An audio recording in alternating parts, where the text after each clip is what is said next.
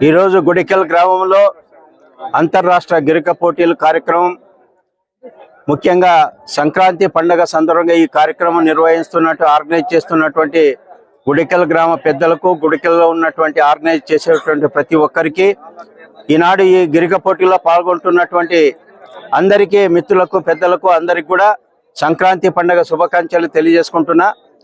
ఈరోజు రైతుల పట్ల, రైతు రాజ్యం అన్నప్పుడు రైతుల్లో ఎంతో ఉత్సాహం ఉంది అనేది మనకు తెలుస్తుంది. ఎందుకంటే రైతులు ఎక్కడ, ప్రతి గ్రామంలో, పల్లెల్లో అంతా కూడా రైతులు ఎక్కువ ఉంటారు. కాబట్టి రైతులు వాళ్ళు సంక్రాంతి పండుగ అనే లోపల పంటలన్నీ కూడా వచ్చి వాళ్ళ సుఖశాంతులతో బ్రహ్మాండంగా పండుగ జరుపుకునే ఒక అవకాశం ఈ పంటలు వచ్చిన తర్వాతనే సంక్రాంతి పండుగ రావడం అనేది మన అందరికీ ఆనవాయితీగా ఇది జరుగుతుంది. ఈ కార్యక్రమం పెద్ద ఎత్తున మన గుడికెల్ గ్రామంలో నిర్వహించడము, దీనికి ఆర్గనైజ్ చేసినటువంటి ప్రతి ఒక్కరికి పేరు పేరున నా హృదయపూర్వక నమస్కారాలు తెలియజేసుకుంటున్నా.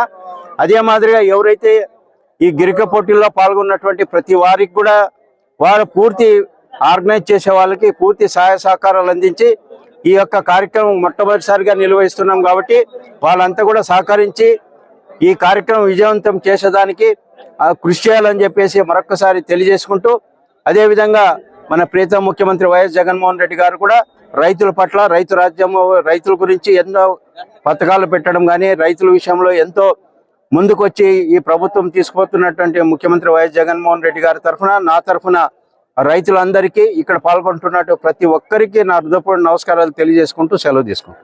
సంక్రాంతి పండుగ యొక్క ఆశీస్సులు, శుభాకాంక్షలు కూడా అందరికీ తెలియజేసుకుంటా నా తరఫున.